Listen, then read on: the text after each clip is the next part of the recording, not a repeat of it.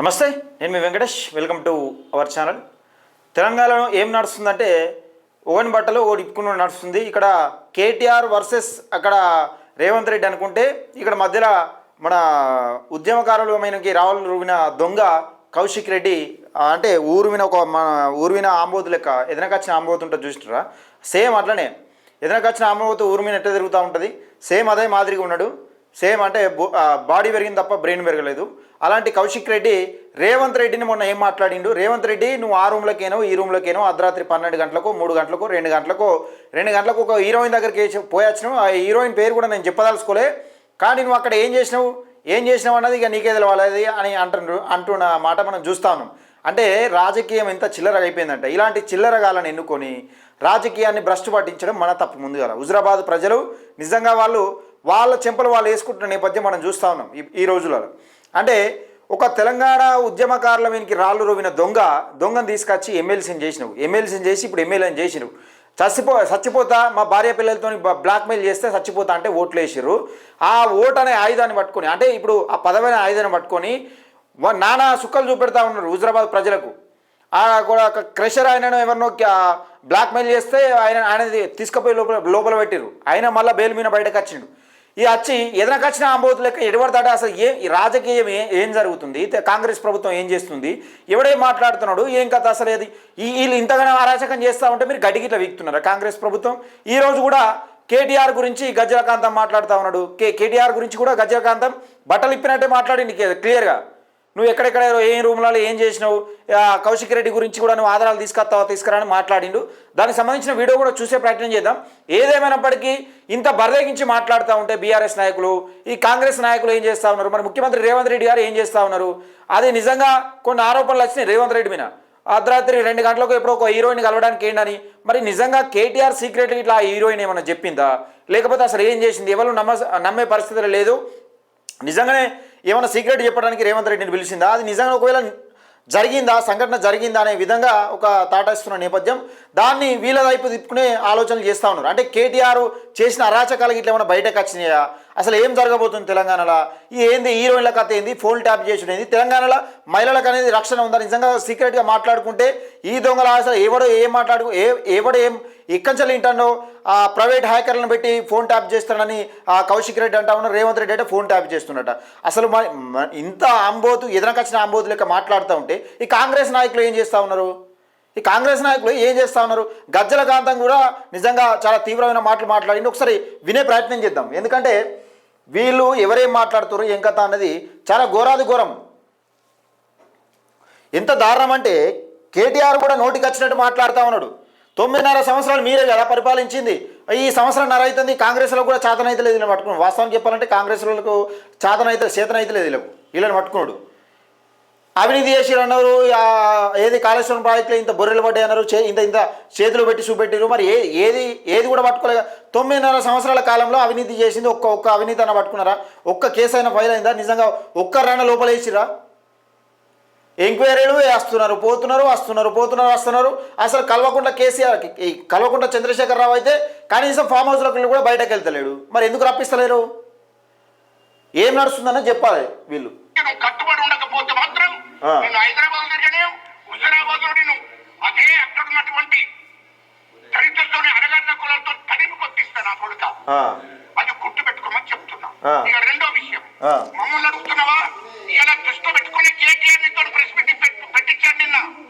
మమ్మల్ని అంటున్నావా, కేటీఆర్ అంటాడు ఎక్కడెక్కడ ఎవరితో మాట్లాడిండో మొత్తం డీటెయిల్స్ నేను ఇస్తాను. లేదుంటే నన్ను జైలుకు పంపండి, నేను ఇంత ప్రూఫ్ ఇవ్వకపోతే.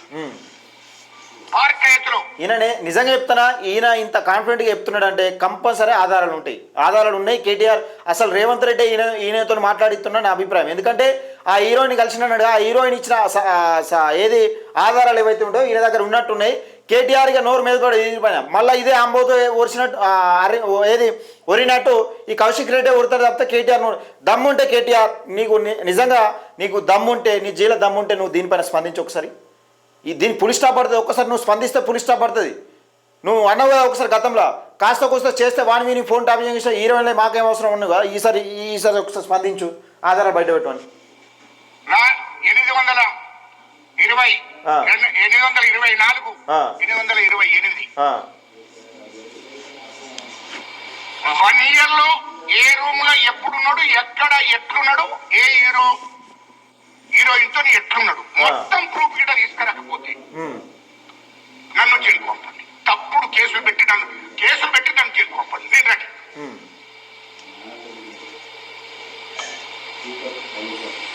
నేను రెడీ. ఇక తెలంగాణ గురించి మాట్లాడా, రాజకీయ పార్టీల కూడా గురించి మాట్లాడాలి. మంచి అవకాశం. మరి ఇంత మంచి అవకాశం కేటీఆర్ ఇప్పుడు సరే కేటీఆర్ కాకుండా కానీ ఎవరైనా ఒక నాయకులు ఇస్రాలే ఇప్పుడు సవాలు. మరి ఇదే కౌశిక్ రెడ్డి మళ్ళీ ఇస్రాలే దమ్ముంటే తీసుకొచ్చి, దమ్ముంటే సీసీ కెమెరాలు కూడా ఉన్నాయండి. దానికి సిద్ధమేనా? ఇదొక్కటే కాదు, ఢిల్లీలో కూడా ఆయన ఏ హోటల్ ఉన్నాడు, లలిత్ హోటల్కి ఎప్పుడు పోయిండు, సాంగ్రీ హోటల్కి ఎప్పుడు పోయినా మొత్తం రూమ్ నెంబర్తో సహా నేను ఇవ్వకపోతే నన్ను మాట్లాడండి. నువ్వు పేరు చెప్పడం కాదు, ప్రూఫ్ తో సహా ఇస్తా అంటున్నా. నేను రెడీ. నేను ఎప్పుడు కూడా కట్టుబడే ఉన్నా. నేను మీడియా ఆ రోజు మాట్లాడిన దానికి ఈ రోజు మాట్లాడిన దానికి రూమ్ నెంబర్తో సహా సీసీ కెమెరాలు ఉన్నాయి. మొత్తం బట్టలు ఇప్పింది. అసలు వాస్తవం చెప్పాలంటే మొత్తం బట్టలు ఇప్పినట్లే మాట్లాడేది. దమ్ముంటే కేటీఆర్ దీని మీద స్పందించాలి. అంతా ఈ రచ్చైంది. మీరు రాజకీయం చేస్తూ ఉన్నారా? రాజకీయం పేరిట నిజంగా అమ్మాయిలను వలలో వేసుకుంటా ఉన్నారా? ఈ ఫోన్ ట్యాపింగ్ లేని ఏది ముఖ్యంగా తెలంగాణలో హీరోయిన్లకు అసలు ఇప్పుడు ఈ వీడియోలు, ఈ రాజకీయాలు ఇవన్నీ చూసినాక హీరోయిన్లకు ఫోన్లో మాట్లాడాలనుకోనే నిజంగా ఆలోచన కలుగుతుందా? ఏం లుచ్చ రాజకీయాలు ఇవి? ఫోన్లు ట్యాప్ చేసుడు ఏంది? ఎవరేం మాట్లాడుకుంటారో వినాల్సిన అవసరం ఏమున్నది? అసలు ఈ కథంతా ఏంది? దీనికి ఒక పులిస్ స్టాప్ పడాలి. తెలంగాణలో ఒక పులిస్ స్టాప్ పడాలి. ఫోన్ ట్యాపింగ్ అంశం అనేది ఇట్లా తీసుకుంటా పోతా ఉన్నారు. మరి అది ఎవరి మీదకి వస్తుంది? ఎవరిని జైలు పాలు చేస్తారు? అసలు మధ్యలో ఎవరిని ఇరికిస్తారు? ఇది కేవలం స్థానిక ఎన్నికల కోసమే బ్లాక్మెయిల్ రాజకీయం చేస్తూ ఉన్నారా ఏందన్నది కూడా కాంగ్రెస్ నాయకులు సమాధానం చెప్పాలి. ఒకవేళ నిజంగానే ఒక అమ్మాయి జీవితం నాశనమైనట్టుంటే తీసుకుపోయి లోపలేయాలి. ఈ బీఆర్ఎస్ నాయకుడు కూడా కేటీఆర్ కూడా స్పందించాలి. నువ్వు రాజకీయం చేసినావా, లేకపోతే అమ్మాయిల ఫోన్ ట్యాప్ చేయడానికి నీ అవసరాల కోసం వాడుకోవడానికి ఫోన్ ట్యాప్ చేసినావా ఏందన్నది పోలీస్ వ్యవస్థను ఏ విధంగా దుర్వినియోగం చేసినావు, మరి ఏ విధంగా నడిపించినావు, నీ రాచరిక పరిపాలన ఏంది, నీ రాజకీయం ఏం చేసినావు, అమ్మాయిలని ఎందుకు అట్లా ఫోన్ ట్యాప్ చేసి అనవసరంగా ఇబ్బందులకు గురి చేసినావు? నిజంగా రాష్ట్ర రాజకీయాలలో మళ్ళొకసారి బీఆర్ఎస్ పార్టీ వస్తే నిజంగా అమ్మాయిలకు సేఫ్టీ ఉంటుందా? మరి ఏందన్నది దయచేసి మిత్రులారా ఒక్కసారి మీ అభిప్రాయం కూడా కింద కామెంట్ సెక్షన్లో తెలియజేసే ప్రయత్నం చేయండి.